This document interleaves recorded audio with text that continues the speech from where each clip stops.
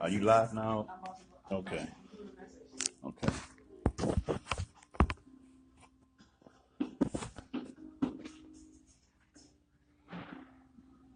That's cool.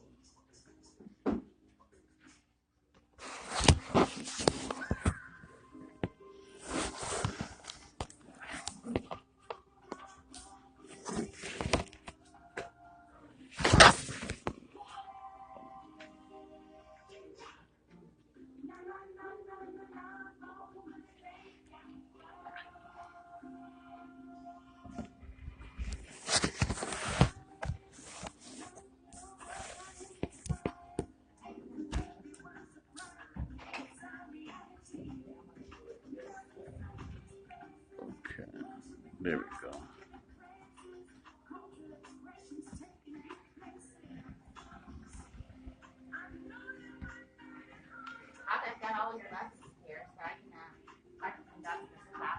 Oh, all right. Well, I'm gonna sit down where you sitting down at. Let's begin in Shemot, chapter 12. Not this time. Not this time. Good try. All right, gonna open up in prayer. Get right into the reading. Huh? That way. Oh, good enough. Glad to know that works. Awesome. Wish I would have had some new stuff on there, though. All right. Our Father who art in heaven, hallowed be thy name, thy kingdom come, thy will be done in earth as it is in heaven. Give us this day our daily bread. Forgive us of our trespasses. We forgive those who trespass against us. Lead us not into temptation, but deliver us from evil. For thine is the kingdom, and the power and the glory forever. Abba Yah, we thank you for allowing us to come together on another blessed day. Thank you for being our protection, for being our guide, for just blessing us according to all that you have blessed us with, Father. We thank you for allowing us to come together on this blessed Passover this evening, and we thank you for those who were able to come down in traffic and come safe and sound to partake of this with us, Father. We thank you for all those who are gathered together today for your Shabbat and for your holy day, Father. We pray that you may bless them with your spirit as you bless us with your spirit, and growing, learning your word, partaking of your spirit, Father, that we may be able to be a light to the world, Father. Continue to lead us, guide us the way you would have us to go. These are the blessings we ask in Yeshua's name. Hallelujah. Hallelujah. Do you want me to shut the door? No, unless they ask us to shut the door. Music was playing and they ain't asked us so far. So, would y'all be comfortable if the door was shut or okay? Huh? It's fine. Oh, you got. What's happening? Get my backup battery. Oh, okay. All right. It's not like the library. Huh? You know, the library probably. Right. You make sure you hold up that finger when you walk out that door. Yeah. This ain't no library.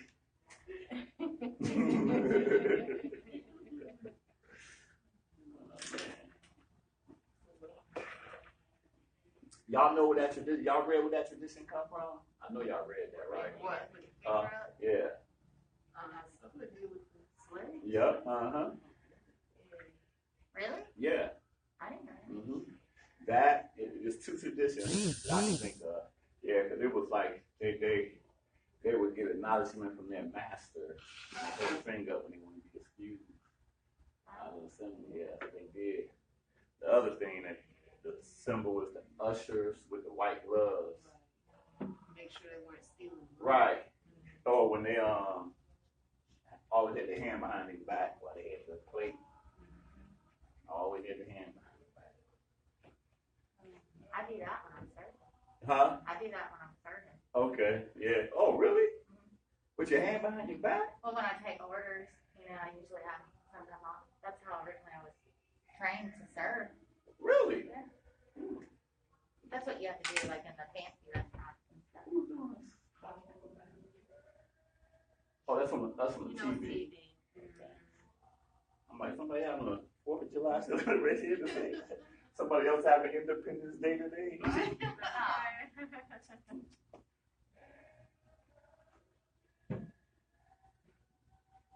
I'm going to turn that down. Okay, I thought that was you out there singing the Star Spangled Banner.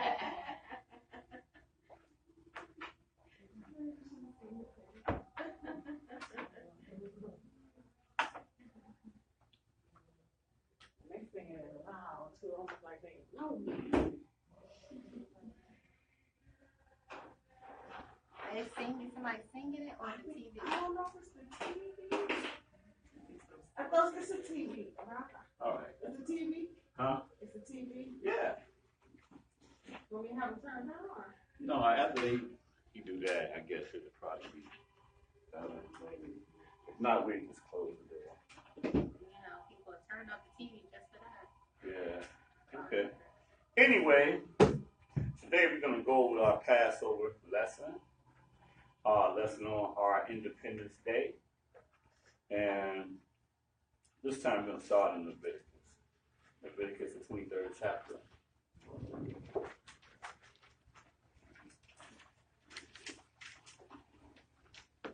And my focus is always not only, of course, what Passover is about, but it's also breaking down a lot of misunderstandings. Because again, like we were saying last night, there's a lot of bad teachings that people have on something that is really shouldn't be that difficult to understand. So we're going to go through some of that in this lesson. And if y'all don't mind, I'm going to try to take my time and do this because we have until 10 o'clock to clear this room. I ain't going to be up here at 10 o'clock. Okay, so yeah, Leviticus 23rd chapter. Those of you online who just might just happen to have just come upon this, sometimes I tend to teach lessons directed at people that already have a clue, and I be forgetting about people that have never even heard the stuff before. But in Leviticus 23rd chapter, this is the chapter in entire scriptures that contain every holy day that exists if you serve the creator of heaven and earth in the scriptures. Yeah. If it's not in Leviticus, the 23rd chapter, it is not a holy day. It's not a holy day, holiday, or however you want to define it. It's all man-made. Okay? So let's start reading that Leviticus, the 23rd chapter, and verse 1. And Yahweh spoke unto Moses, saying, Speak unto the children of Israel, and say unto them, Concerning the feast of Yahweh, which ye shall proclaim to be holy convocations, even these are my feasts. Right, and he call it feast. And again, in the Hebrew, I guess it depends on which passage they you're reading, because I know that the Hebrew word for feast is like kah, but then you have the word moedim, which means appointed time. And see, everything in here is an appointed time, right?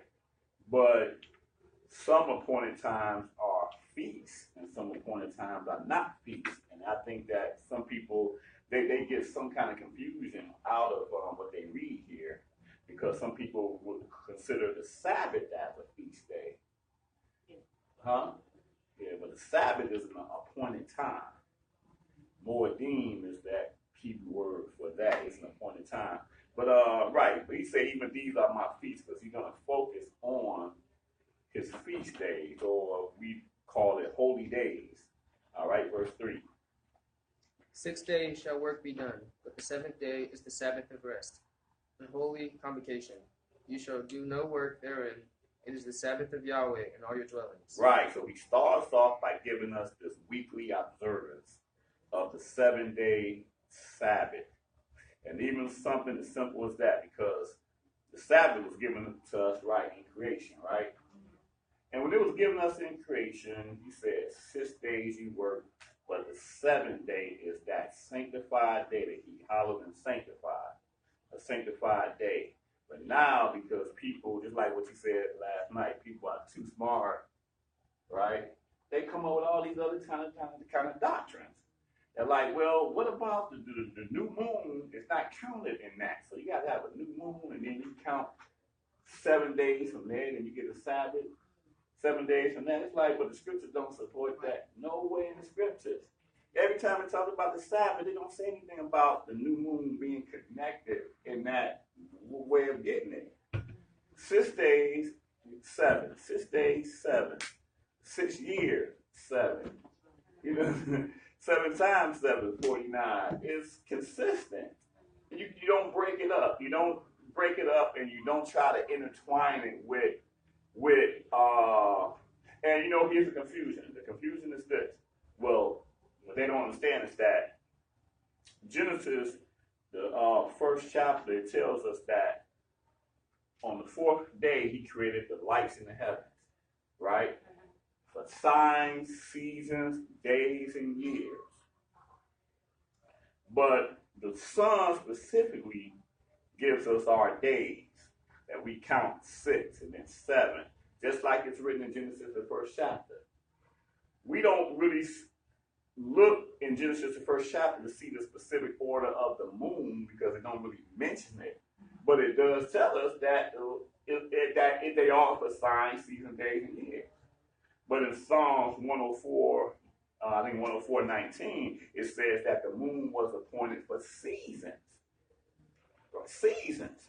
So you got sun for days and moon for seasons. I mean, that makes sense to me, right? So if the moon is for seasons, that means that I'm going to get my months from the moon. They're not, don't try to connect them. They're separate. Huh? Because if they were connected, then there would be 28 days even every month. 28 days every month, right? And that 28 would fit into a year evenly. But the creation is not set up like that. You can't make the days, 7 days, 7 days, fit into the holy days in the same dynamic. Because the sun was not appointed for seasons. The moon was appointed. That's why it's telling you the moon is appointed for seasons. Because it's the moon that we're looking at to begin when he said the first month, the 7th month. It's the moon, not the days, whatever. But at any rate, and there's a whole lot of other ways that we can look at to kill that whole lunar Sabbath doctrine. But a lot of people fall for that because they haven't been taught. You know, you show them in the same chapter here in Leviticus when you talk about the Pentecost or Feast of Weeks. It tells us to do what? To make a long story short, count 7 Sabbaths. Right, that's 49, huh? Right, exactly. You add that day to get to 50. But just when you count in 7 Sabbaths times 49, if you stick a new moon in there, you're not going to, your count is off. And in 49 days, you're going to probably have 2 new moons in there. So I'm like, so what you going to do with that? See, you're going to believe something that ain't in the scriptures, but you're going to see something right there, and it's like, it's not. And even what we're observing now, the Passover that we're observing now, there's a verse in Luke, I think it's the Luke 24th chapter. I'm just talking, and we could look at the verse later, where the guys appear in front of the disciples, and he said, don't you know what's been happening? It's been 3 days since this happened. He's talking about the resurrection, when Yahshua rose. Okay, but when you look at it, like how do we put this? He died on the 14th day of that month, right? Right. So if he died on the 14th day of the month, we know that he died 3 days before he was resurrected. Y'all follow me? So that would make that to be what? About the 17th? Or even if you want to say 18th, right? But if that's the 18th, we know that it's scripturally the first day of the week, which means the day before was the 7th day of the week. But according to their doctrine, the 7th of the month, the 14th of the month, or someone say the 8th of the month, the 15th of the, right, the 8th of the month, 15, 22, 29. Those are the Sabbath days. But those couldn't be the Sabbath days because the 14th fell at that particular year in the middle of the week. Right. You know what I'm saying? So there's too much stuff you have to take out to try to put something in that ain't even in there. You know? But anyway, those are just two ways from the Old and the New Testament that you could kill that whole doctrine that people do. But a lot of people follow that because, you know, it just, like you said last night, it's something new. Something new, right? Absolutely. But anyway, so here in that third verse, he says, no, 6 days shall work be done, but the 7 days of Sabbath of solemn rest, a holy convocation. We come together collectively on that day. You should do no work on it. It is the Sabbath of YAH and all your dwellings. And again, the Father is giving these laws to an establishing nation that represent him, right? When you're outside of this nation, like we're outside the nation, we as believers absolutely do what we do to keep these holy days, Shabbat. But the laws of YAH are not the laws of the land. They're not the laws of the land. So we absolutely do the best that we can as believers, as sanctified ones, to do what but it's not sometimes. Some of these things are not as easy as they was because he's, again, talking to a nation, us, where, you know, if that stove opened its doors on Shabbat, they had to suffer the consequences for it.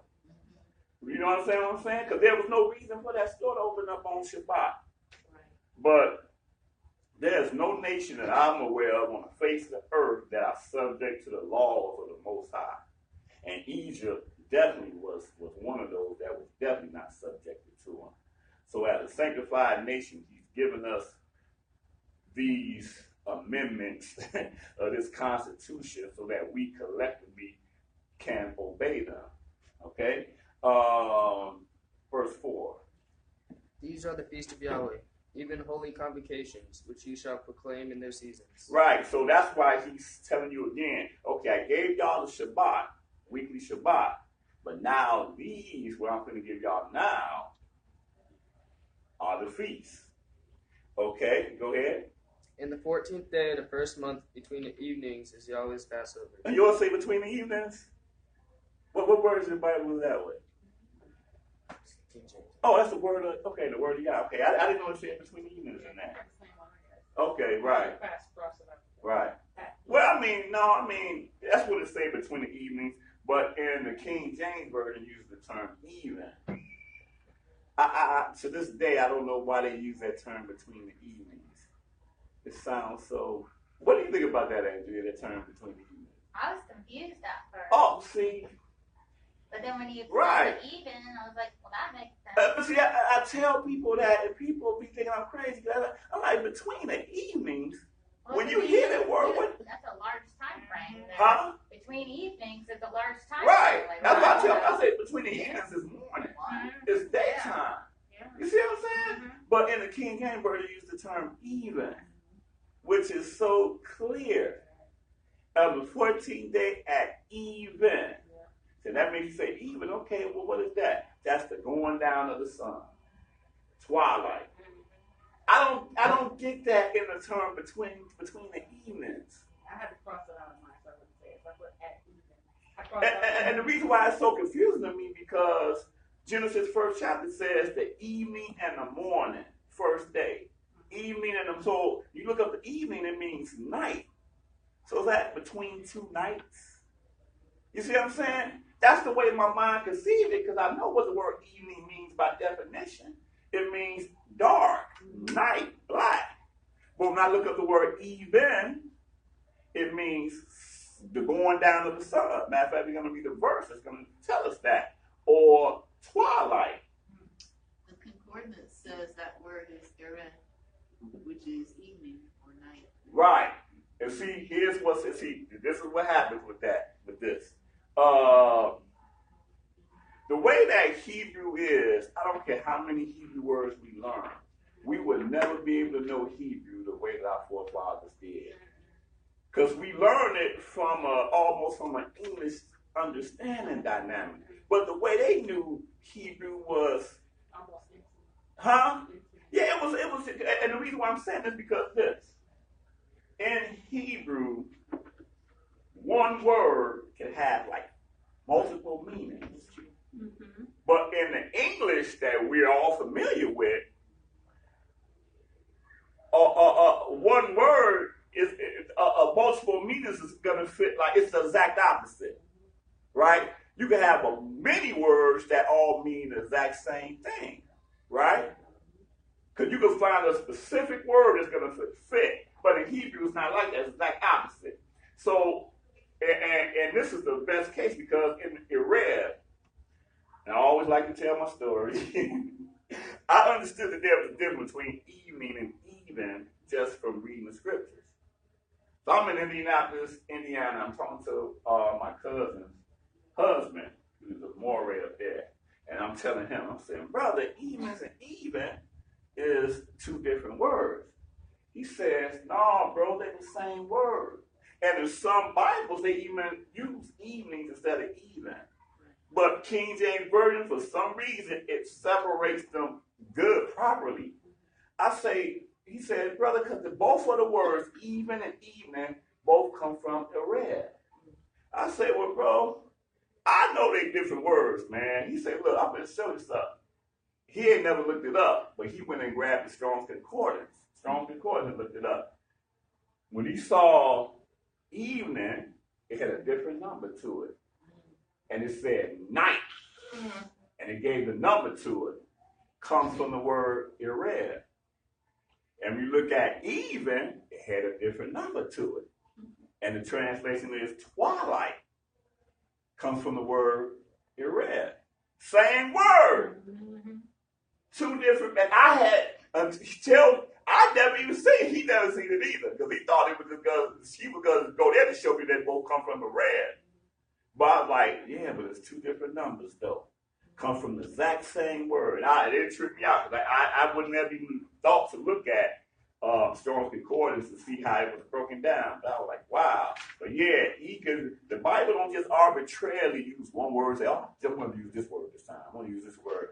And you would be surprised, even this year, I've dealt with Maureen that don't even understand it. Don't even comprehend it. But anyway, it says on the 14th day at even, or as he said, between the evenings, is Yahuwah's Passover. In verse 6. And on the 15th day of the same month is the feast of unleavened bread unto Yahweh. 7 days you must eat unleavened bread. Right. And so when you read both of those, they sound like they're two different events, 2 different days. And a lot of people keep it just like that. Yeah. Huh? They do. They keep it. The other. Right. Yeah. Congregation I was with. Yes. The congregation I was with too.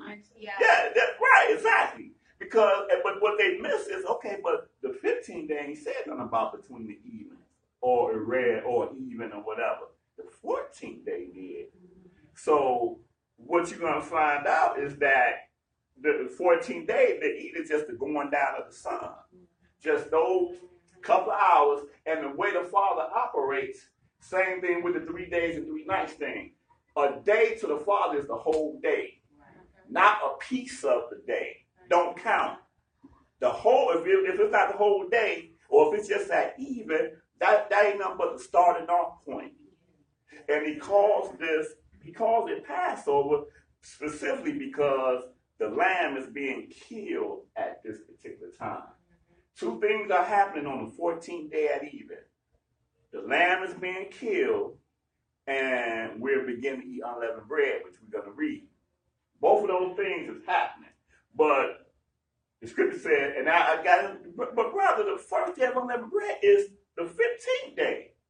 I'm like, okay, but I'm going to go in there and show you when you begin to eat unleavened bread. Yeah. Okay? But yeah, so that's all we're going to read right here. Matter of fact, we're going to go right to it. Let's go to the very beginning. That's just the 12th chapter. Huh? Exodus 12. Uh-huh. But that's what it is. They don't catch that word even to allow them to see the specifics of that is the same time. It's only giving you matter of fact, I'm sorry. Let's go back to where we was at just now. I might as well read that. Leviticus 23rd chapter.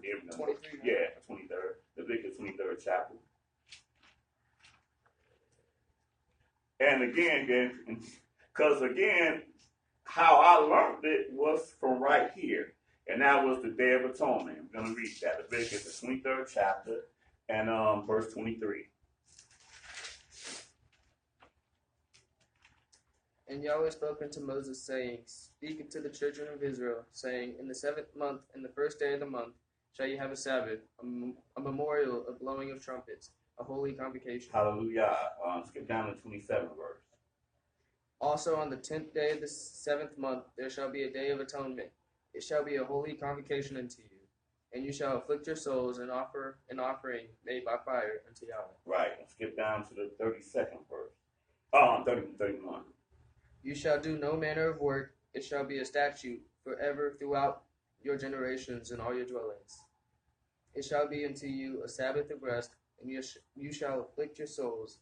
In the 9th day of the month at even, from even unto even, shall you celebrate your Sabbath. Right. So there it is. So you know it's only one day of atonement. It's not 2 days of atonement. Right? But it begins on the 9th day at even. Right? That's the end of the day. Simple as that. It's the end of that day. Not the beginning of the day, not the middle of the day, but the end of the 9th day. Right as the sun is about to go down to the 10th day. And this is how I learned it right here. This is where I learned it. When I saw that, I'm like, 9th day? Wow. Because I'm reading without no understanding. I just read 2 different days, did I not? Huh? 9th and 10th. But it's only one day of atonement. So I mean, to me, it's just really just like that simple. So I try to show people. I'm like, and I'm telling them, I say, bro, show me a feast of Passover and a feast of unleavened bread. Show me where they had 2 different feasts, because it was only one feast. And as the 12th chapter, it was just the one. But because people are not really reading it, they not seeing. Let's go into that Exodus 12th chapter and read that. Exodus 12th chapter is, man, people have so much confusion when it comes down to what we are observing. Here's another confusion. We can't observe Passover because we're not in the land. You heard that all over the place, right? Right? And okay, well, that's because you're not really reading what the scripture's saying. Somebody done told you something, they just showed you a few things that might sound right, but that's not what it is, okay? But anyway, that's the 12th chapter. Let's start at the 1st verse. And Yahweh spoke unto Moses and Aaron in the land of Egypt, saying, This month shall be unto you the beginning of months. It shall be the 1st month of the year to you. There it is. Hallelujah. Absolutely. Absolutely. And again, people, just like when the question was asked, how do they justify Christmas? People don't really care about what the scriptures are saying. How do they justify New Year? Right. Well, okay, now we're talking about Rosh Hashanah, right? 7 months, right? Well, okay, Rosh Hashanah is 7. So there was 7 months before Rosh Hashanah, and it's probably 5 more months after Rosh Hashanah. So what's the Hebrew word for middle? Maybe we should call it middle Hashanah or something. I don't know. Anyway, but I mean, right here, it is the new year right here. New year. And just like I always point out when I read this, is that at one time, the entire world kept this true calendar. Right. Even this system that we're in. Because before Julius Caesar, Julian, and so-called Pope Gregory and Gregorian did their thing, right? They knew that March, springtime, what we call March, was the 1st month of the year. They knew it. you know. And because we live in a society where names don't really have meaning, you ask the average English person, English-speaking person like myself, you all, what does your name mean? Most of us don't even know what our own names mean. Huh? You think that if you ask the average dude named George, what does your name mean? You think he's going to break down what his name means? Henry, what does your name mean? Sally, what does your name mean? Because that's not the culture that we live in. They don't, but again, at some point they probably did, because again, March is 1, April, May, June, July, August, September. September is 7. In Latin, technically means 7th month. Right, absolutely. So that just shows you that they knew it at one point, that they observed the true calendar, right? September, October, 8, 9, November, 10, December. They knew it. But when some dude came on and said, I'm going to create my own calendar, then that's when confusion arose. You know, you already done took out the dynamic of using the moon to signify when your months begin. Now, I'm going to tell you when the months begin. Matter of fact, I'm going to name a month after me. Right. Huh? And I'm going to give it however many days I want. And then the nephew came on the scene and said, wait a minute, I'm Augustus.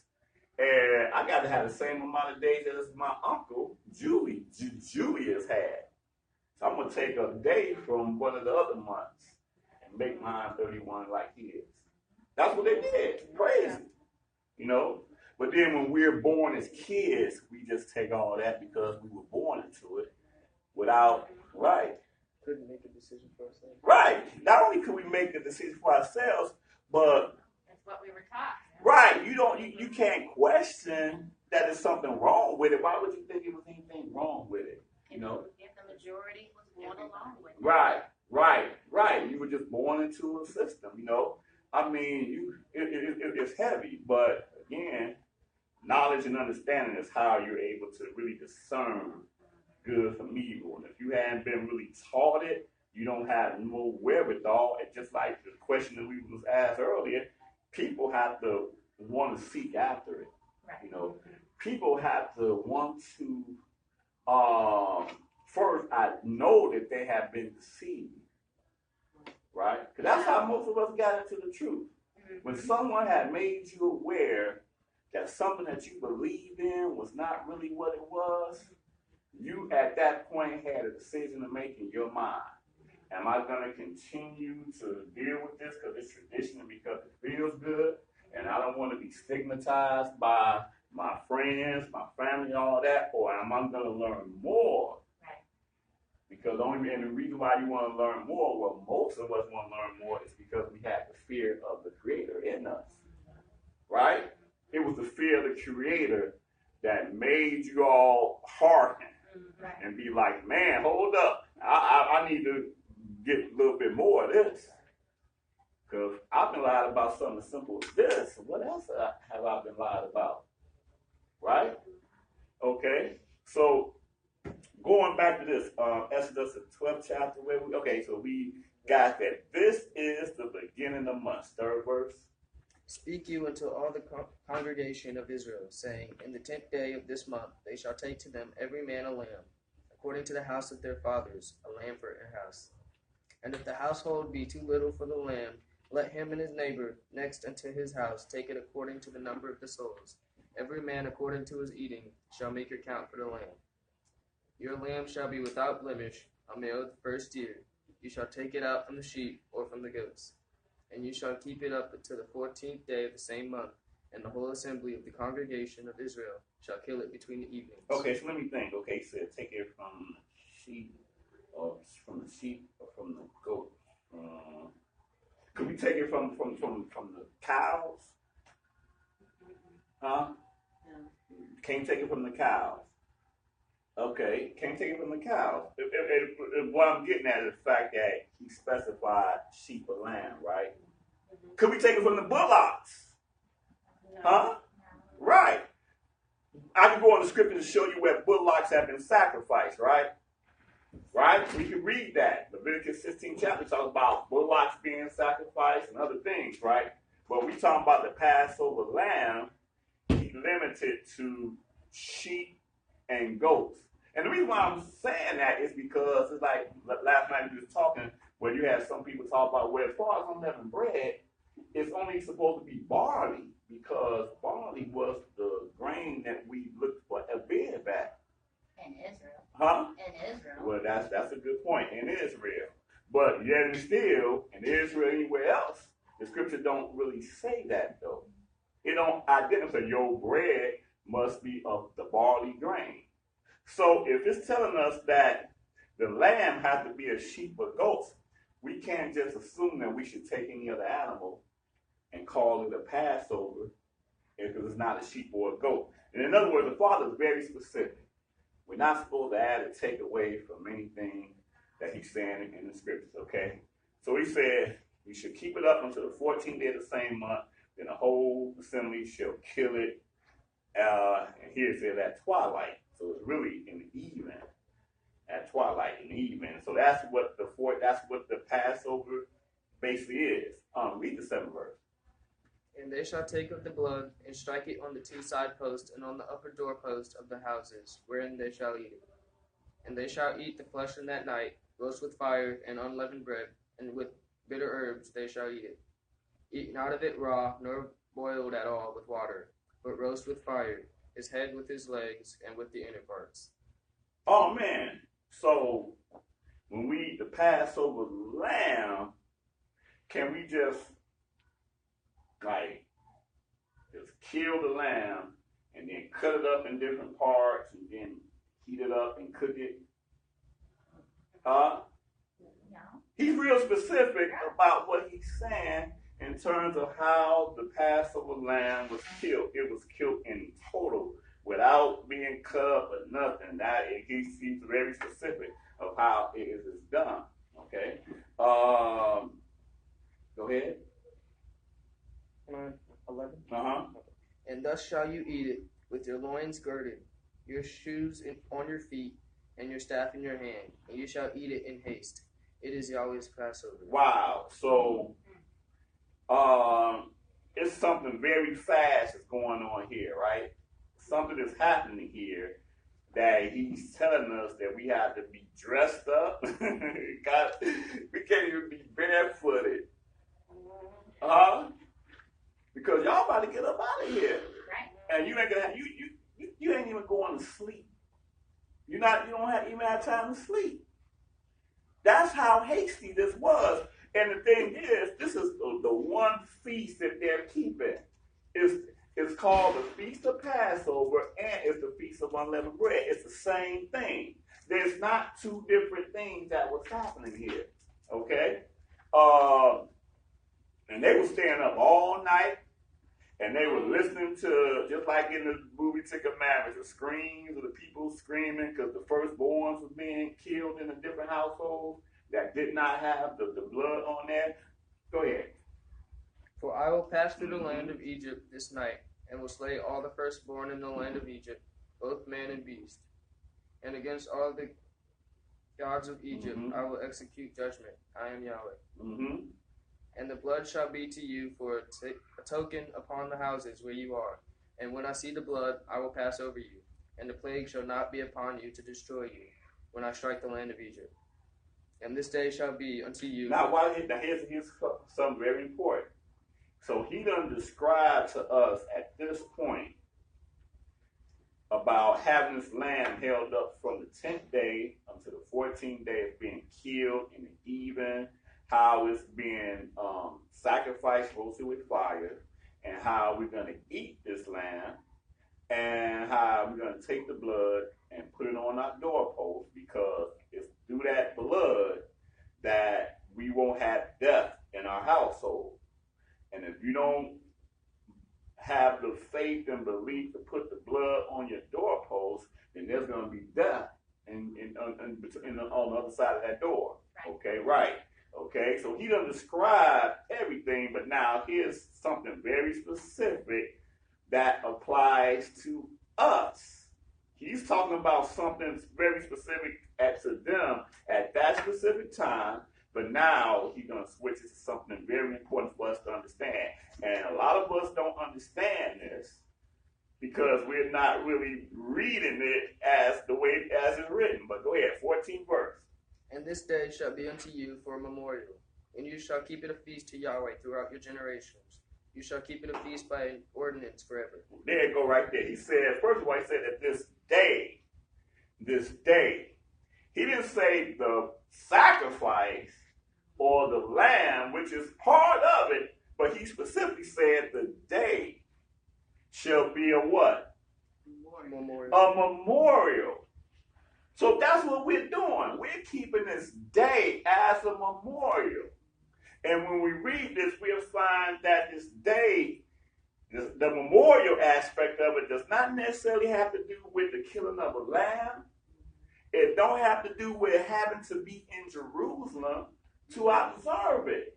Because the criteria, as we're going to read later on, we haven't read it yet, was that only the priest could do the sacrifice of the Passover, or everybody could not do it. Only the priest was limited to do it. And it, and it could only be done in, right. But and then he's going to say the place where I chose to place my name there, which we come to know as Jerusalem. Right? See, that's another thing that confuses a lot of people. When Yahshua said, not one jot or tittle shall the no wise pass from the law to all people feel, he meant that. So people say, well, what about the sacrifice? Well, wait a minute. That has not been really done away technically either. It's just the conditions by which we were able to do it don't exist no more. You see what I'm saying? Because that confuses people when you read that not one jot or tittle. But wait a minute, what about this, that, and other? Well, wait a minute. Same thing with eye for an eye, tooth for a tooth. That was all done under a Levitical priesthood. I couldn't just take this brother's eye out because he took my eye out. I had to go take him to the established authority of the priesthood so that they could judge him to have his eye taken out, or death, or whatever offense that the scriptures speak of. Just like when they brought the sister who committed adultery to Yahshua, and they called him rabbi, right? Master, what should he do, right?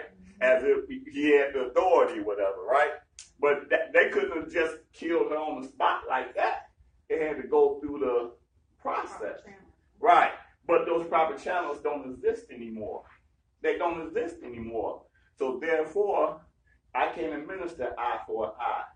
I'm not supposed to do just whatever I want to do, execute judgment on that person, because it's not given for me to do it. Nowhere in the scripture. I mean, it makes common sense when you understand the totality of it. So when people try to say, well, what about this law? What about that law? You got to understand everything around that law to understand that when Yahshua said what he said, he meant that. No part of the law should be done away with. Not one jot or one tittle. But because people don't understand the whole dynamic of the law, they throw them little crazy little comments at you. And if you don't understand the dynamic of the sacrifice and the judgments and all that, it may kind of, confuse you too when you not thinking about it. But anyway, yeah, so anyway, where did we leave? Okay, yeah, the 14th verse. It says, this day shall be unto you a memorial. And that's what we're keeping. We're keeping this memorial because he commanded us that you shall keep it a feast to Yah throughout your generations. You shall keep it a feast by an everlasting ordinance. Meaning there should not be nothing that will prohibit you from keeping this memorial. Go ahead. 7 days shall you eat unleavened bread. Even the first day you shall put away leaven out of your houses. For whosoever eats leavened bread from the first day until the seventh day, that soul shall be cut off from Israel. Hallelujah. And, and we do the best that we can to remove all the leavening. And not just the leavening, but the stuff that contains leaven. We do It's it. Tricky. Huh? It's tricky. But you know what? We do the best that we can, but the focus is, he tell us, whoever eat leavening bread the scripture says, right? We got to be careful about people that's adding. I'm not adding. He said if you eat leavened bread, you'll be cut off from Israel. Absolutely. Wow. So we absolutely do the best that we can. About what's the dollar amount you said that we threw out these past 2 days? Oh, about 100. Yeah. A little bit more, maybe. It's a shame how we get lax in knowing that there's stuff in the refrigerator that needs to be eaten or whatever, and then you're looking at, like we had this $20 box of unopened box of burgers. The burgers. They had the leavening in there, the veggie burgers, whatever. Yeah. She had her beer, your beer. Right. But like I said, we do the best that we can. But we know, hey, veggie burger in the refrigerator, but yet I'm going to go to Chili's and get me a black bean burger. Because I'm lazy. And now I had to pay the price for it. Anyway, I'll make you some. all right. That's right. Get my stuff back. Right. And, okay, so he said it's a feast by everlasting orders. Then he tells us the specific of this feast, which is 7 days you are eating unleavened bread. And as you eat unleavened bread, you have to take all the leaven out of your house. That's what's required in keeping this feast of unleavened bread. That is the feast that we are keeping as a memorial. Okay? He hasn't mentioned anything about the lamb yet. But if I go by this, the lamb ain't even part of the memorial. Huh? It's not. Because I'm going to read it until he stops talking. Right? Okay, the 16th verse. And in the first day there shall be a holy convocation, and in the 7th day there shall be a holy convocation unto you. No manner of work shall be done in them, save that which every man must eat, that only may be done of you. Right, so that's why we are able to cook and heat up stuff and everything as opposed to any other Shabbat, because that's the work that we're able to do that pertains to eating. Okay, go ahead. And you shall observe the feast of unleavened bread, for in this selfsame day have I brought your armies out of the land of Egypt. Therefore shall you observe this day in your generations by an ordinance forever. Right. What day is that he's talking about? That he brought our armies out of Egypt. Absolutely. But what day? What that? What day is that? The 14th? That day that began on the evening of. I like how she said it. How she said it's correct. Right. Not the 14th, it's really the 15th. Right. But the way you said it was also this the day that began on the 14th that evening, right? But it's the 15th day that because that's the day that he brought our armies out of Egypt, on the 15th day, right? But like the way she said it. At night, with your staff in your hand. Right. Right. Okay. Finish that. Read that 17 one more time. And you shall observe the feast of unleavened bread, for in the selfsame day have I brought your armies out of the land of Egypt. Therefore shall you observe this day in your generations by an ordinance forever. Mm-hmm. Watch this. Go ahead.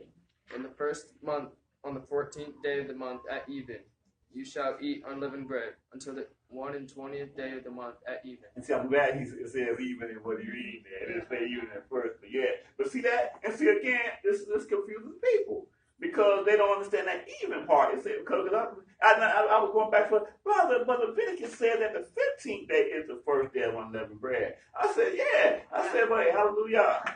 Hey, shalom. I said, but here it says you begin to eat it on the 14th day at even. So if people don't understand the even part, it will confuse. Wouldn't that confuse you if you didn't understand the even part? Because it confuses this guy. Like the 15th day is the first day of unleavened bread. Right. It's not the 14th day, but it begins on the 14th day at even. And so again, because they don't understand this is the reason why they're keeping 2 separate days. Right, that's why they're keeping 2 separate days. Because they're reading 14 and 15. But when you go read this entire Exodus chapter, it's only one feast. It's not two different feasts. And that's why, and then you got some people will say, well, the Passover, brother, is not a feast. You ever heard that before? When the people say the Passover is not a feast. Where I came from, that's what they say. Because they will only do the bread and the wine or whatever on the 14th day, right? Yeah. And then the 15th day, they have all the food. Yeah. Right. But it's the same feast. And later on, when I was looking at this, I said, wait a minute, it does say Feast of Passover. That ain't what it's supposed to say, but it ain't really the Feast of Passover, the Feast of Unleavened Bread. It's the Feast of Passover. Because it's the same thing. One and the same. Ain't no two different days. It's just the same thing right there.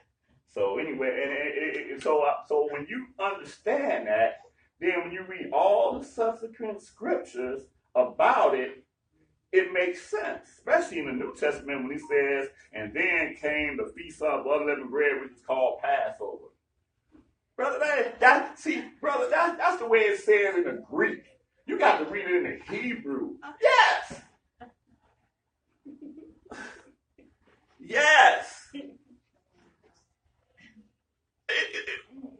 What it doesn't say something different than what it just said there? It's telling you that it's the same thing. I don't know is it a line in the Greek or what? It's crazy, but because now, like I said, but that even part is the thing that they just don't get. And I mean, it's so many people that misses that. Okay, but anyway, 19. Go ahead. 7 days shall there be no leaven found in your houses. For whosoever eats that which is leavened, even that soul shall be cut off from the congregation of Israel, whether he be a stranger or born in the land. Mm-hmm. You shall eat nothing leavened, and all your habitations shall you eat unleavened bread. And you know what? And here again in the 19th verse, he said, whether he is a stranger or a native in the land. That's another thing we as a people don't comprehend. Even though Israel is a bloodline, as a nation, as a people, he's dealing with a nation. And a nation consists of people that are not part of the bloodline.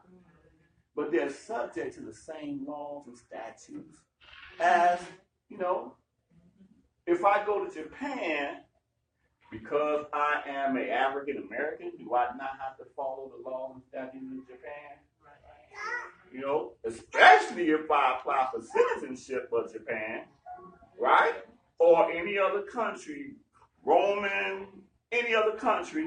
But for some reason, as Hebrew Israelites, we think it's just the bloodline. We think it's just the bloodline. And then what makes it so bad, even more so than that, is in this captivity that we are in, 2,000 plus years. I can tell you, I'm standing before you all, but there's a possibility my fourth, fifth grandfather could have been a Gentile, right? Because when you see throughout the scriptures, they could reckon their ancestry for working in the temple. They could reckon that, and if you didn't have a reckon of your descent, you're not part of the Levitical priesthood. So I'm saying, and the reason why I'm saying that also because just people that I know. You look at somebody like a Bob Marley and his kids, and you think Hebrews, right? But they're not Hebrews, they Gentiles. So that's the reason why I'm using myself as an example. So how am I going to try to teach other people if they can't be saved or they can't be part of Israel? And I can't even show you my ethnicity. I can tell you who we are as a people. I know that we Israelites as a people because we got the size. But specifically, because the Marleys is, besides them being musically inclined, they curse. And I'm sure there are other Jamaicans that have the same ancestry that they got. Right? Descendants of the slave masters. We ain't carrying these names that we carrying for nothing.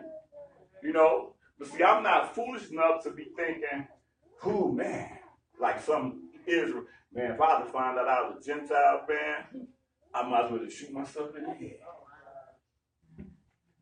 You from New York, so y'all know you done heard something similar to that. You know, I'm just saying how stupid, how crazy our mindset is, because we don't understand that we as a people were given a job. It wasn't about a chosen people. It was about a people that it was just like a police officer. Like if I'm like a civilian now, but then I make a pledge to be a police officer, whatever I feel it ain't supposed to be a part of it, I got to do my duties as a police officer to determine the law. It's like I always give these little Black Panther examples in my lessons. Y'all hear it all the time, right? Like the sister that was the head of the what they call it? Right. When T'Challa lost the throne, she told him, she's like, look, I am faithful to the throne. It don't matter. She loved T'Challa, right? But her position required her to be obedient to whoever it was that had the throne. And so as a people that was given the task of being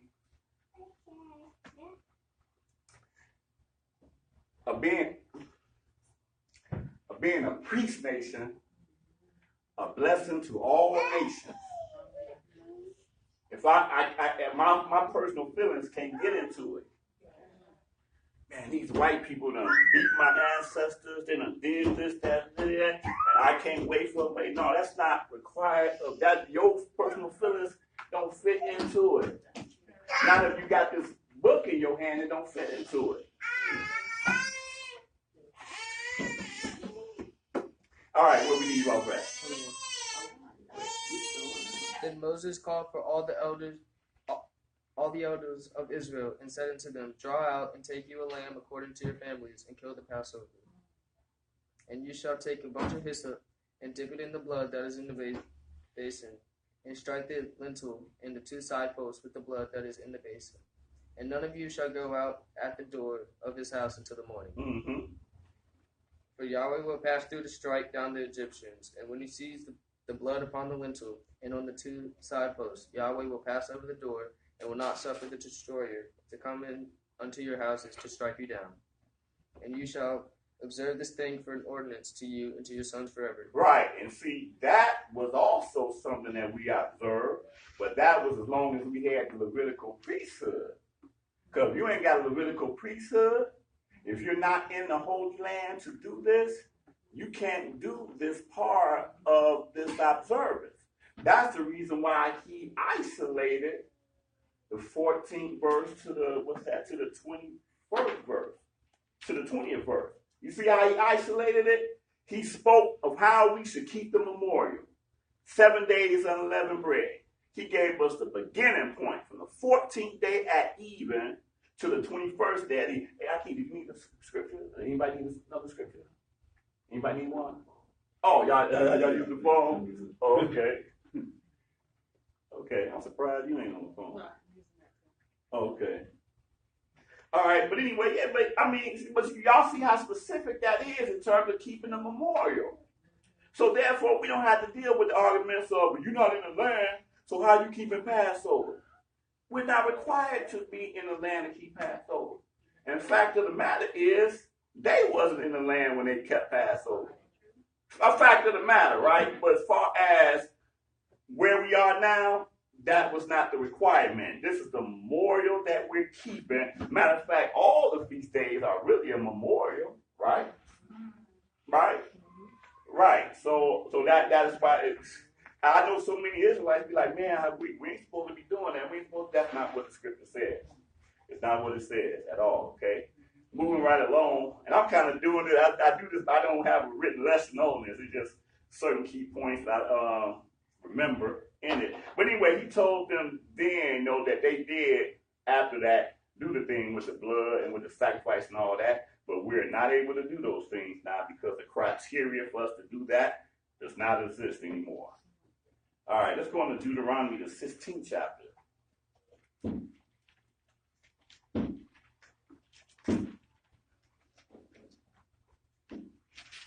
Verse 1. Yep, Deuteronomy 16 chapter, the first verse. Observe the month of Abib, and keep the Passover unto Yahweh your Almighty One. For in the month of Abib, Yahweh your Almighty One brought you forth out of Egypt by night. You shall therefore sacrifice the Passover unto Yahweh your Almighty One, of the flock and the herd, and the place which Yahweh shall choose to place his name there. Right. Mm-hmm. Go ahead. Mm-hmm. You shall eat no leavened bread with it. 7 days shall you eat unleavened bread therewith, even the bread of affliction, for you came forth out of the land of Egypt in haste, that you may remember the day when you came forth out of the land of Egypt all the days of your life. Mm-hmm. And real quickly again, when do we begin eating unleavened bread? 14th day at even. That's right. 14th day at even. And the reason I'm saying that because I got into it with a moray, and he's like, well, brother, I don't know what y'all. We keep the feast of unleavened bread, but it's on the 15th day. I don't know what y'all do on the 14th day, but we don't do nothing on the 14th day. I'm like, Scripture tells you what you do on the 14th day at even. Right?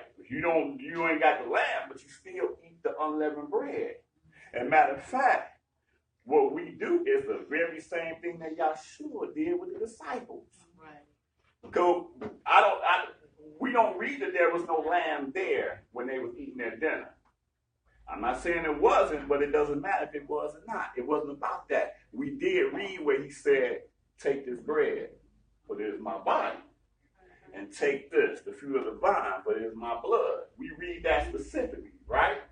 That's what he was doing, was showing them what we already read in Exodus, the 12th chapter, 14 through the 19th verse.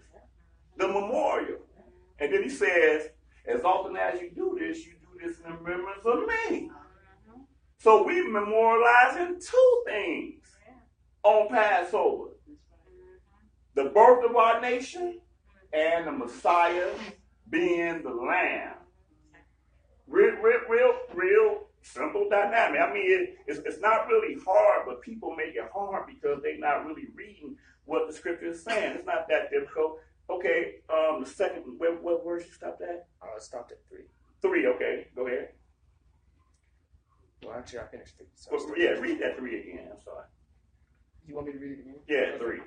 You shall eat no leavened bread with it. 7 days shall you eat unleavened bread therewith, even the bread of affliction. For you came forth out of the land of Egypt in haste, that you may remember the day when you came forth out of the land of Egypt all the days of your life. And there shall be no leavened bread seen with you in all your coast 7 days. Neither shall there anything of the flesh, which you sacrificed the first day at evening, remain all night until the morning. Mm-hmm. You may not sacrifice the Passover within any of your gates, which Yahweh your Almighty One gives you. Mm-hmm. But at the place which Yahweh your Almighty One shall choose to place his name in, there you shall sacrifice the Passover at even, at the going down of the sun, at the season that you came forth out of Egypt. And see, that's the definition of even, right there. At the going down of the sun, specifically. So even and evening are not the same word. Evening is night, darkness. And again, we read the reason why we don't have no lamb here now.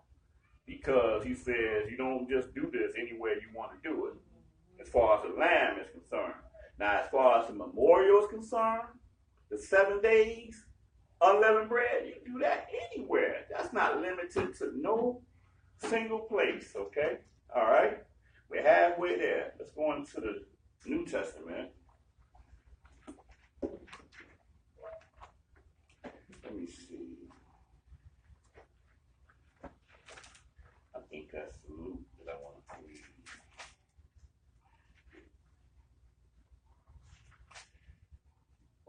Oh, yeah. Luke, the 22nd chapter.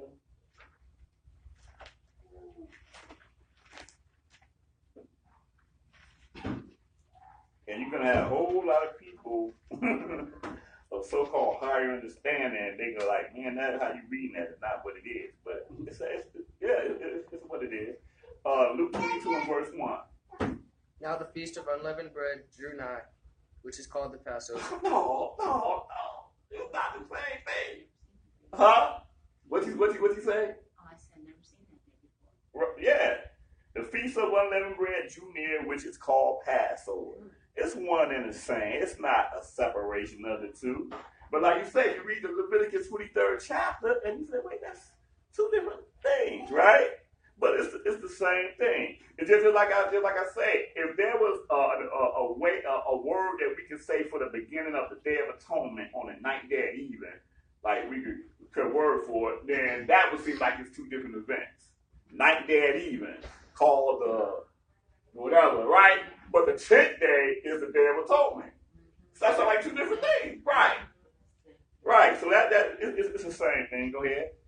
And the chief priests and scribes sought how they might kill him, for they feared the people. Then entered Satan into Judah, surnamed Iscariot, being of the number of the 12. And he went his way and communed with his chief priests and captains, how he might betray him into them. And they were glad and covenanted to give him money. And he promised and sought opportunity to betray him unto them in the absence of the multitude. Then came the day of unleavened bread, when the Passover must be killed. And he sent Peter and John, saying, Go and prepare us the Passover, that we may eat. And they said unto him, Where will you that we prepare? And he said unto them, Behold, when you are entered into the city, there shall a man meet you, bearing a pitcher of water. Follow him into the house where he enters in. And you shall say unto the good man of the house, The master says unto you, Where is the guest chamber, where I shall eat the Passover with my disciples? Okay, now, again, this confuses a lot of people, but Yeshua was very specific. He said, You shall say to the master of the house, the master says to you, Where is the guest room where I may eat the Passover with my disciples? Because you have people debating about, well, was that the Passover that they was eating him with the disciples? He called it the Passover. Why should I, because I'm so smart, that it could be the Passover? Because he died with the Passover. He absolutely did, but that don't mean that he could not show them a day before, 24 hours before, what they would be doing from now on. Because there was a change about to take place. And not the change in the date or the observance, but just in the change of the priesthood, that we weren't no longer going to be doing these lambs and sacrificing whatever. I am the lamb. And so I'm going to show you all how we are to keep the Passover from henceforth, which is exactly what we do right here. Memorializing the day. What he's going to show right here. But he absolutely did it 24 hours before the actual time of the Passover. Right? But don't say, because he didn't do it at the exact time of Passover, that this wasn't a Passover. Huh? Because we so smart. You know what I'm saying? Come on, go ahead. And he shall show you a large upper room furnished. There make ready. And they went and found as he had said unto them, and they made ready the Passover. And when the hour was come, he sat down, and the 12 apostles with him. And he said unto them, What desire I have desired to eat this Passover with you before I suffer. And he's telling you again, with fervent desires in it, I have desired to eat this Passover with you before I suffer. He knew when he was going to suffer.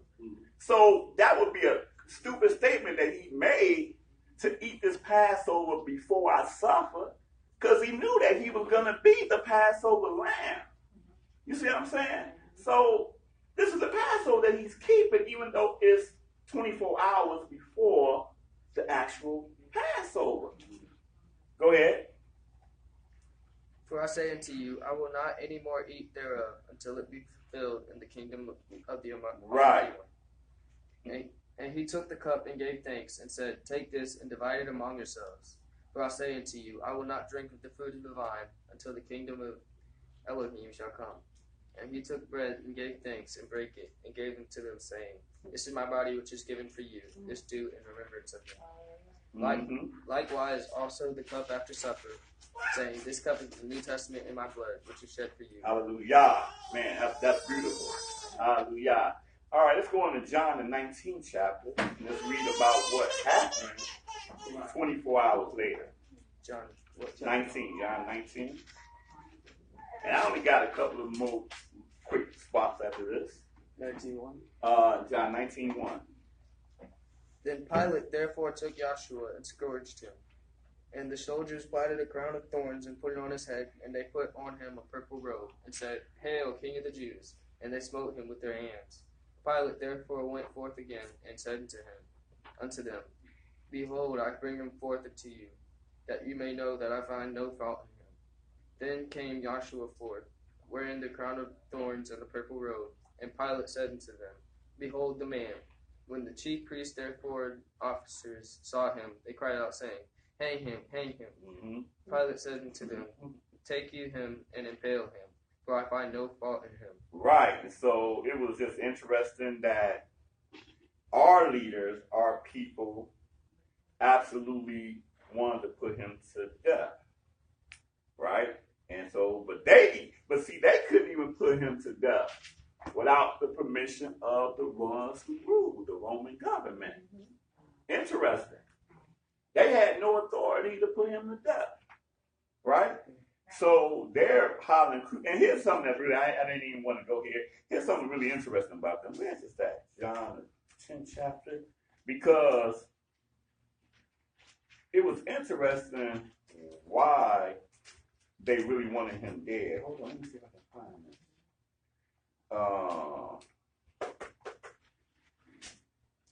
I'm trying to find where the chief priest was talking among themselves, and Zechariah says it's expedient that one man should die, and not for the whole world.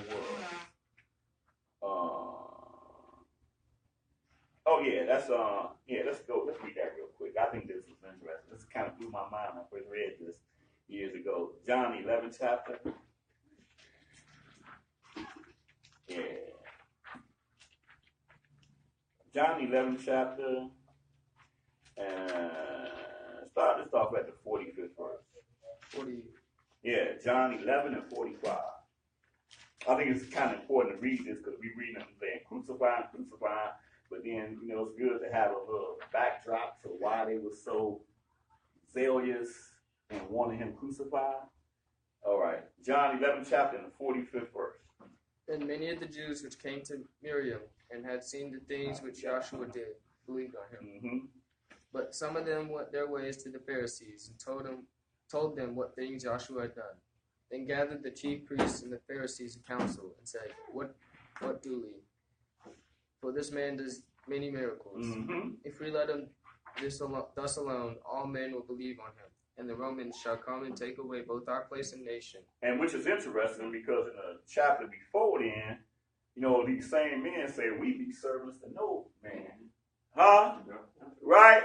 But here it is now. They're scared now. A chapter later, right? They're scared now. They're like, man, if we let him thus alone, all men will believe on him, and the Romans who have the power to do this shall come and take away both our place and nation. See, they ain't know that the end was already written for them. Already. Simple as that. There was no way they were going to be able to save their place and the nation. But go ahead. And one of them, named Caiaphas, being the high priest that same year, said unto them, You know nothing at all, nor consider that it is expedient for us that one man should die for the people, and that the whole nation perish not. And this spoke he not of himself, but being high priest that year, he prophesied that Yahshua should die for that nation. Mm-hmm. And not for that nation only, but that also he should gather together and one the children of the Almighty One that were scattered abroad. Wow. Hey, man. Right. So Caiaphas was on a little bit higher understanding than what the rest of them was on. Huh? They was on their little politic thing. But he was like, man, y'all don't know nothing at all, nor consider that it is of the utmost importance that one man should die for the people and that the whole nation perish not. And that's why when we understand about, he carried our sins, he died for the nation, he's very specific in why he was crucified. And then, so again, when we go back to where we was at, which is John the 19th chapter, Oh, I'm sorry. Read 53rd verse. Then from that day forth they took counsel together to put him to death. Right. So now they like, oh, okay. It has to go down. This man cannot survive. But I mean, the thing is so deep, though. I don't want to make this lesson longer than it has to be. But even on Yahshua's end, Yahshua was dealing with Peter. And Peter was absolutely like, when Yahshua had told him, I'm going to read this, he told him, look, in 3 days, I'm going to die. And he was like, oh, no, that's not going to happen, you know what I'm saying? And then Yahshua said, hey, get thee behind me, Satan, for you speak of things of men and not of the Most High. So Yahshua even had to deal with his believers that also did not want him to die, because they didn't understand that that's what he was born to do. That's what he came in the world to do. According to prophecy, to be, as Isaiah 53 says, cut off for the sins of the people, right? So Yahshua had dealt with Peter on that end, and now you got the high priest dealing with it on another end, but they both were in agreement that his blood had to be shed. Simple as that, okay? So now let's get back to John the 19th chapter, and again, the Father gonna hit me with something else. We got two other places to go to. Okay, so let's pick up where we left off. John the 19th chapter, how they were like, crucify him. You're gonna read that again, verse 6. John 19 and verse 6. When the chief priests therefore and officers saw him, they cried out, saying, hang him, hang him. Pilate says unto them, take you him and impale him, for I find no fault in him. The Jews answered him, we have a law, and by our law he ought to die, because he made himself the Son of Yahweh. Mm. When Pilate therefore heard that saying, he was the more afraid, and went again into the judgment hall, and says unto Yahshua, whence art thou? But Yahshua gave him no answer. Then said Pilate unto him, speakest thou not unto me? Knowest you not that I have power to impale thee, and have power to release you? Mm-hmm. Yahshua answered, you should have no power at all against me, except it were given you from above. Therefore, he that delivered me unto you has the greater sin. Mm. And from thence that's kind of heavy, right? Where y'all mind at with that? What y'all thinking with that? What he's saying? Something that just drew out at me when he said, you can have no power against me except it were given thee from above. Therefore, he that delivered me unto you have the greater sin. So the way I'm seeing it, just the way it hit me, and you all can add input, it's like he's talking directly to this Roman governor, and he's like, you know what? I'm gonna let you know that you ain't got no power except it was given to you. But guess what though? I kind of know your heart. You don't want to crucify me, but the one that brought you to me, he the one got the greatest sin. Because he knew Pilate was scared. Pilate was like, that's deep. Y'all know, and I mean, just think about how deep it is. These, like, Gentiles now, police officers, every day we read about how they just doing things with us. But yet this Pilate was like, I ain't the one that's quick to just be killing y'all like that. You know what I'm saying? And they probably thought that, oh, Pilate gonna do it. It ain't nothing for us to get this dude killed. And they come to Pilate like, look, man, this dude say he's the son of Elohim. And now Pilate, and I don't know, maybe we look at this from a very historical view. Maybe Pilate knew something, right? Because when we read that when he died, the Romans were the one that put on their king, King of the Hebrews, right? King of the Yahudi. Pharisee says, no, don't put King of the Yahudi on there. Put he said he was the King of the Yahudi. He like, no, put it just like ain't that crazy? Man, one day if they ever put a movie, just put it just like it's written in the scripture, man, we'd be like, whoa, these Romans, some of them knew things that we should have known, but we didn't know. But they got checked. The so-called high priest got checked by these Gentiles. Like, no, ain't no he said, put just what I put on there. That's so I'm saying Pilate must have came probably from the same thought, because he wasn't, it was not for him to say, yeah, y'all go ahead and get rid of him. Ain't no big thing. It's one of y'all gone. But he like, but go ahead. Finish reading that. Yeah, read that 11 again. Okay. Joshua answered, "You could have no power at all against me, except it were given to you from above. Therefore, he that delivered me unto you has the greater sin." And from thenceforth Pilate sought to release him. But ain't that something? From thence. Because this Hebrew actually says something a little bit slick, and you would think like, oh no, yeah, you're gonna die. If I got the power to kill you, you talking crazy to me, you're gonna die. He was like, I don't want to mess with this guy. That is crazy to me when you really think about it, but go ahead. And from thenceforth right. Pilate sought out to release him. But the Jews cried out, saying, "If you let this man go, you are not Caesar's friend.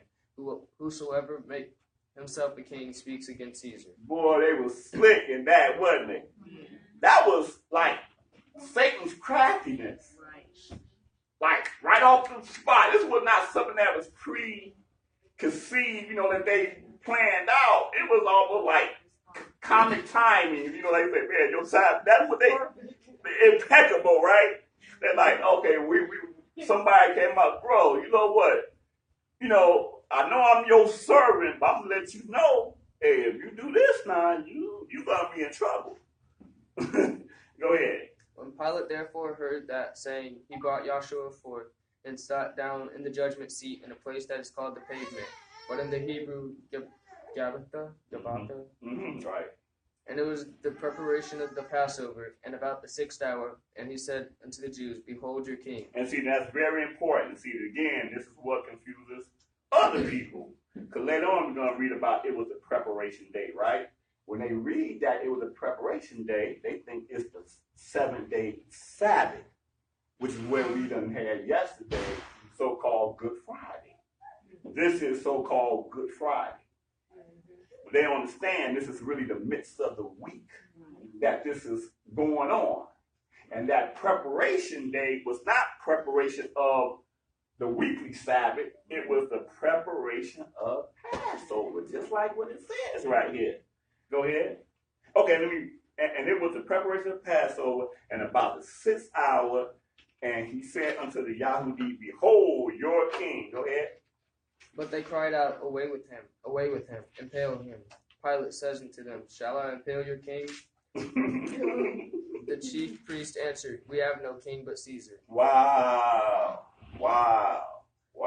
Go ahead.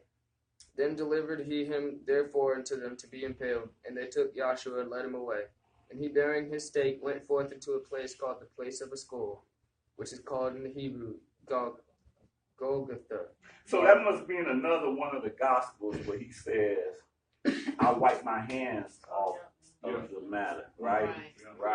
Okay, go ahead. Where they impaled him, and 2 other with him on either side, one and Joshua in the midst. And Pilate wrote a title and put it on the stake, and the writing was, "Joshua of Nazareth, the King of the Jews." This title then read many of the Jews, for the place where Joshua was impaled was nigh to the city, and it was written in Hebrew and Greek and Latin. Then said the chief priests of the Jews to Pilate, "Write not the King of the Jews, but that he said, I am the King of the Jews." Pilate answered, "What I have written, I have written." There it is. Y'all done tried to check me about all this other stuff, but I ain't gonna let y'all check me about this. Maybe that's what he said. But basically I just want to read that because again, and the main thing when I read that for was to show about the preparation. That day was the preparation, which also meant it shows you that the lambs had not yet died yet, right? Because the preparation is all day on the 14th day. But the actual killing of the lamb is at the even of the 14th day. So he was still alive until the time when the lamb was cut off. Same time he was cut off at the same time. No. But okay, moving right along. Let's go to 1 Corinthians, what's that, the 5th chapter?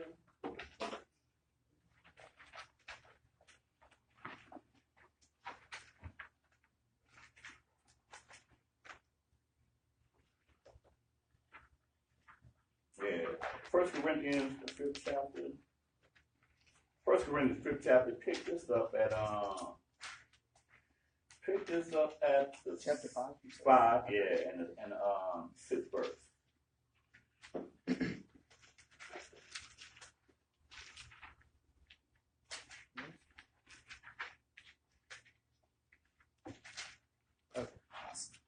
Verse 6. Okay. Mm-hmm. Your boasting is not good. Know you not that a little leaven the whole lump.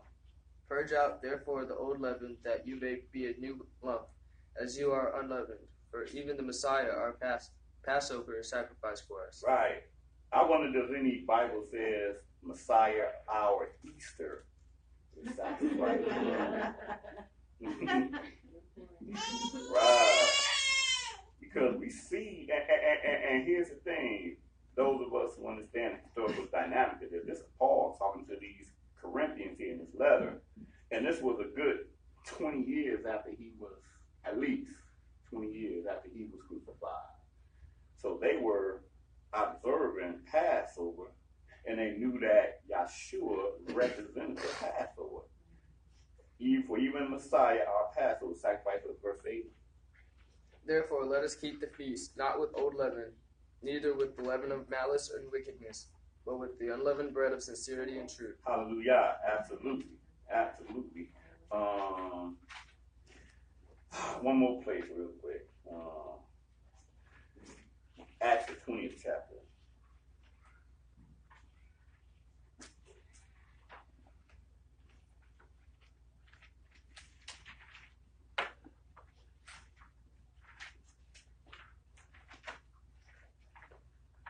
Acts the 20th. Yeah, Acts 20th chapter.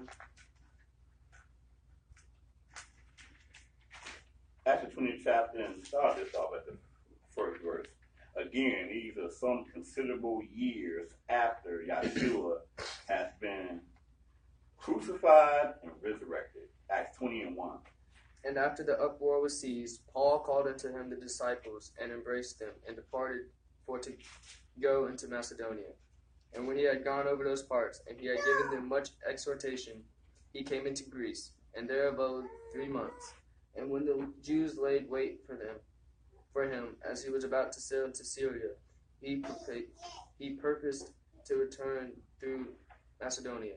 And there accompanied him into Asia Sopater of Berea, and of the Thessalonians Aristarchus and Secundus, and Gaius of Derbe, and Timothy, and of Asia Tychicus and Trophimus. Pretty good. Go ahead. He's going before tarried for us at Troas. And we sailed away from Philippi after the days of unleavened bread, and came unto them to Troas in 5 days, where we abode 7 days. Right, so I just read that just to show again how they did not stop keeping these feast days and holy days. And here he was, Paul, going all over the place, but he knew that, these feast days had not really been done away with. All right. Before we close out in the reading of the Psalms, does anybody have any other passages they might want to read for this Passover, pertaining to Passover? It's not a passage, but I was just wondering when what's his name, Herod, when Yohanan, Yahshua's cousin, Right. was killed. Right. The same guy was in charge, so that might have been kind of in the back of his mind. He knows they're cousins. He knew that. You talking as far as John the Baptist being killed? Okay. Okay. And that might have been playing in the back of his mind too when he said, "I wash my hands. Your blood's not on my hands." Oh, talking as far as Pilate. Okay. Okay. Because they took him before. The same people were still in charge. Right. Yeah, that's true. Right. Wow. Yeah. Okay. put it up with him right because he died before Yahshua died. That's a very good observation. Because did something happen as a result of John the Baptist dying? Something had happened. We gotta go back and read that, but you make a good point though. It was like, man, we gonna have to go through this again.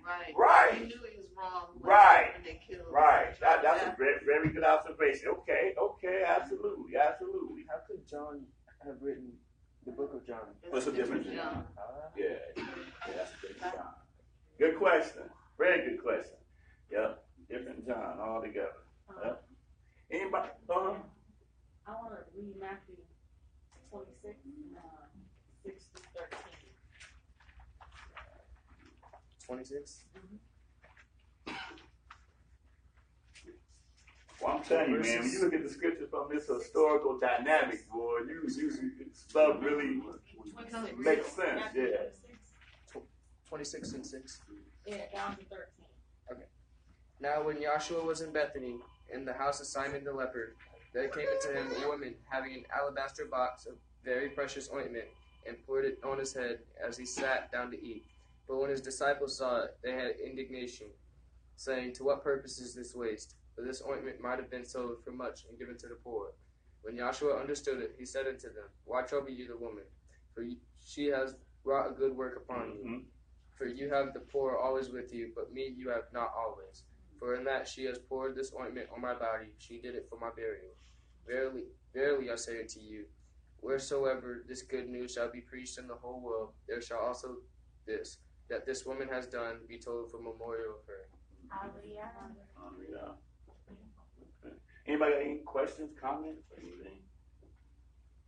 Nobody want to share? Okay. Yeah, I was looking at actually, the one that you was like, I think you were looking for this one, Matthew 27. Okay.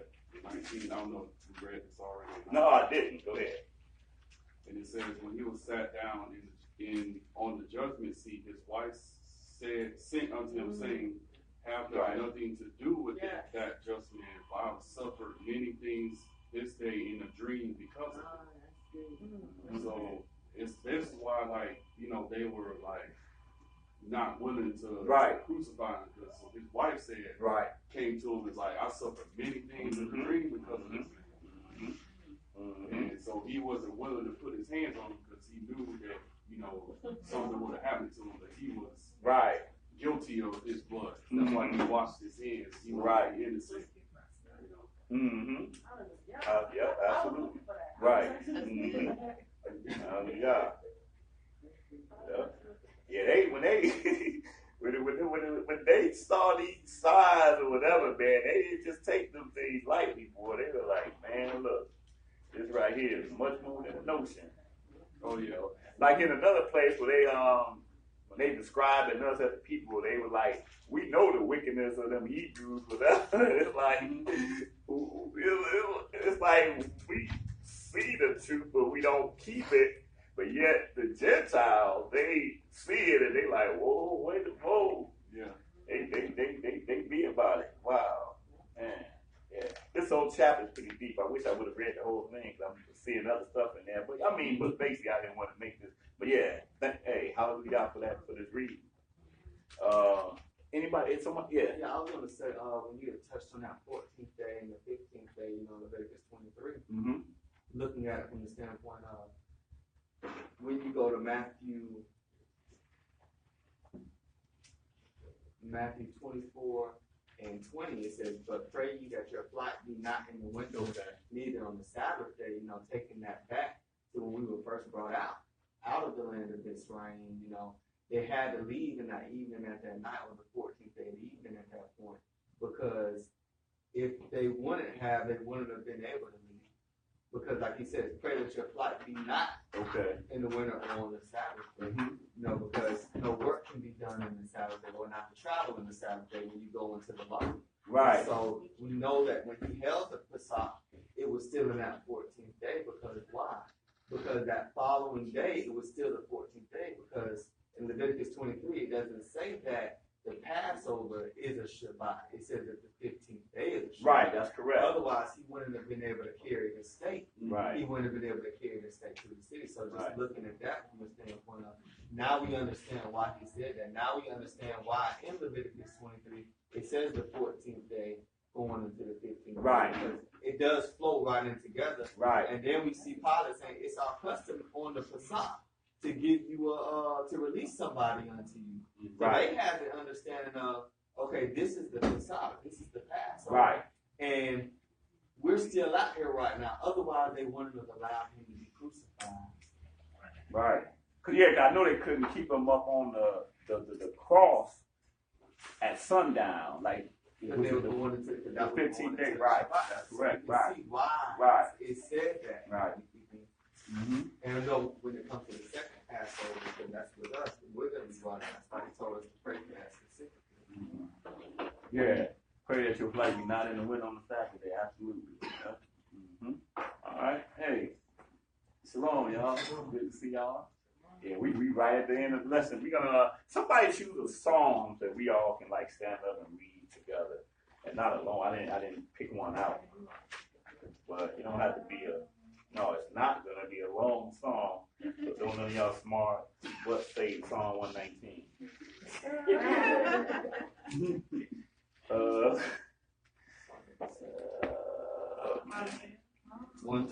29. Somebody said 129? No, 29. Oh, 29. I said 81. Oh, 129 is real good. Oh, yeah. 129. Is it 129? Oh, that'll work. Okay, you know what? Let's do Psalm 29. So we're gonna stand up collectively and try to read this collectively. All right. Oh, Everyone. Got my 29. 29. All right. Try to the best of our ability to read this in one voice. This is what I always like to do, but we don't do this in the library because they'd be ready to throw us out. But this is our gathering, so we able to do this. All right, y'all ready? All right. Give unto Yah, O ye mighty. Give unto Yahuwah glory and strength. Give unto Yahuwah the glory due unto his name. Worship Yahuwah in the beauty of holiness. The voice of Yahuwah is upon the waters. The Elohim of glory thundereth. Yahuwah is upon many waters. The voice of Yahuwah is powerful. The voice of Yahuwah is full of majesty. The voice of Yahuwah breaketh the cedars. Yea, Yahuwah breaketh the cedars of Lebanon. He maketh them also to skip like a calf. Lebanon and Syrian like a young unicorn. The voice of Yahuwah divided the flames of fire. The voice of Yahuwah shaketh the wilderness. Yahuwah shaketh the wilderness of Kadesh. The voice of Yahuwah maketh the hinds to calve and discover the forest. And in his temple doth everyone speak of his glory. Yahuwah sitteth upon the flood. Yea, Yahuwah sitteth king forever.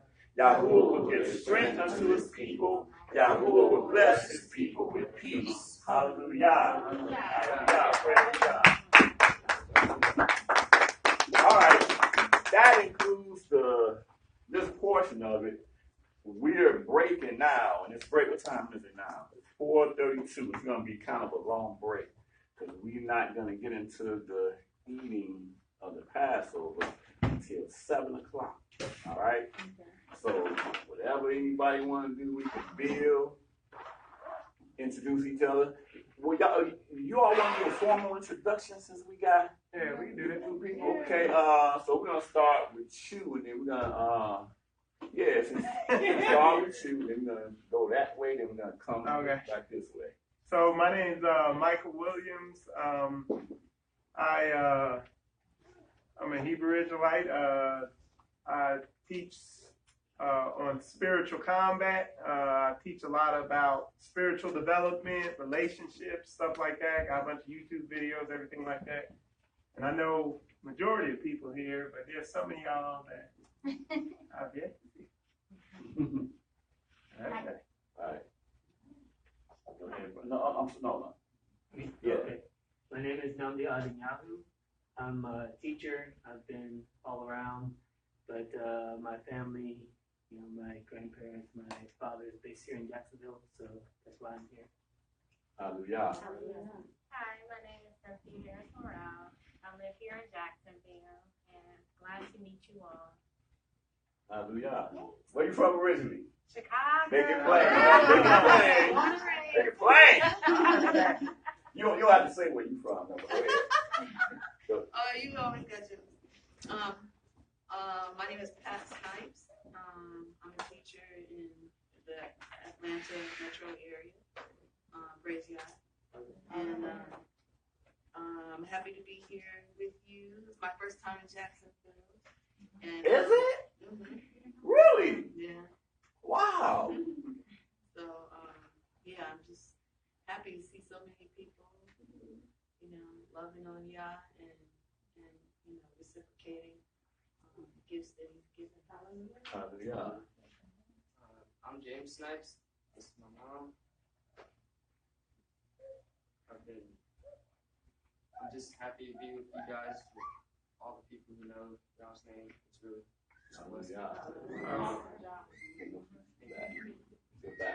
Oh, shalom, y'all. My name is Corey. Just a brother, just a, that's really about it.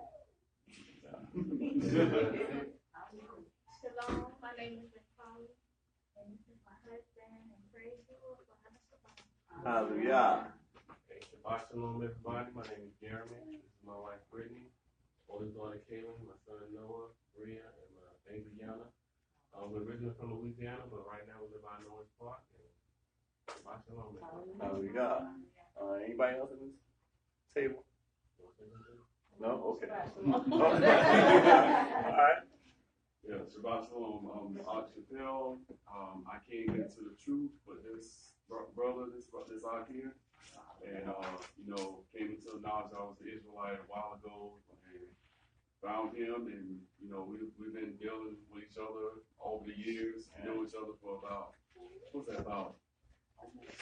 almost eight or 9. Yeah. Somewhere around there. 2 years, yeah. Yep. Hallelujah. Shalom, my name is Andrea.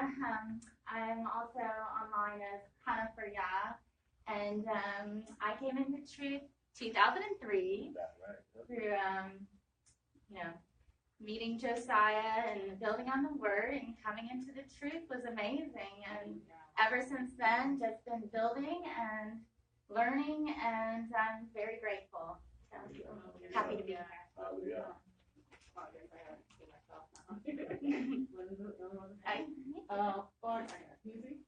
Anyway, my name is Leah Israel. My family calls me Tyler, but I prefer Leah Israel. And I've been in this way since 2002.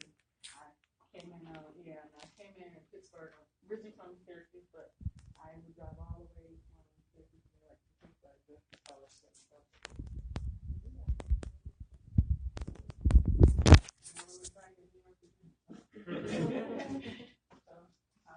Hallelujah. I don't have to say nothing, do I? Yes. Do I? Okay. All right. Well, okay. My name is Josiah Israel, also known as Zebulon. I'm from the great city of Chicago, Illinois. Sister. All right. Hallelujah. No, Chicago. I got to build Chicago the best way I can because it is not nice. But anyway, I've been in this walk since 87, and I've been a Morey since 99 when I moved from Chicago to Atlanta, Georgia, and wrote the book, the website. What else? Basically, hey, you know what? I am happy to see all you all here in Jacksonville, man. Just like I said, the brother here has a face.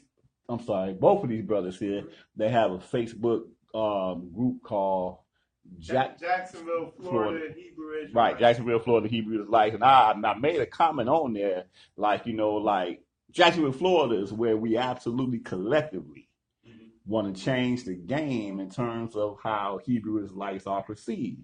You see, so our ministry is called the Spirit of YAH.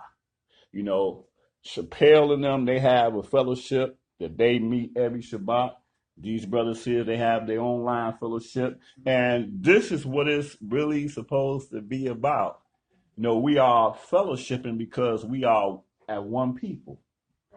We learn in part, we prophesy in part.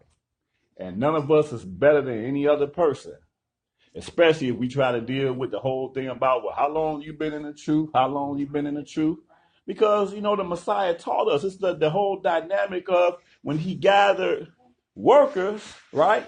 And I could be considered one that was in the first hour. And what did he promise me? He promised me a penny. Then the other brother came in the second hour, third hour. So now when it come down to payday, am I going to be upset because this brother got a penny because he paid him first? I'm like, I know I'm going to get more than that penny. Got to get more than that penny because I've been sweating longer than this brother been sweating, right? But then I get a rude awakening because it's not about that. It's about the fact that we want everybody to be partakers of the kingdom. Simple as that. Nothing more, nothing less. And it's not about no individuals, none of that. It's all about the Most High. Plain and simple.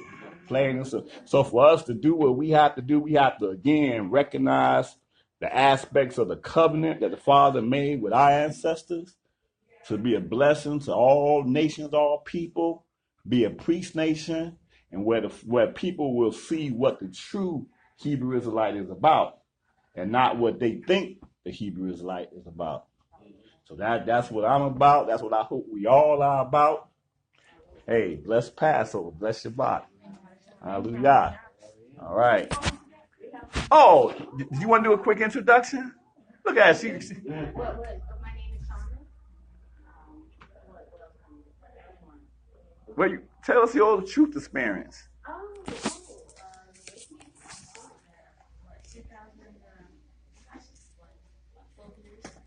I just asked him a question. So my cousin came into my life and she said some stuff. And she said, "What's that young lady was here?" I was like, "What? Widow." So I asked him. Next day I said, "If I know you better, you answer my questions." So from that day forward, I just kept asking questions, and it seemed like everything I asked, the answers just landed on my nose, and it brings me to here today. Hallelujah. Hallelujah.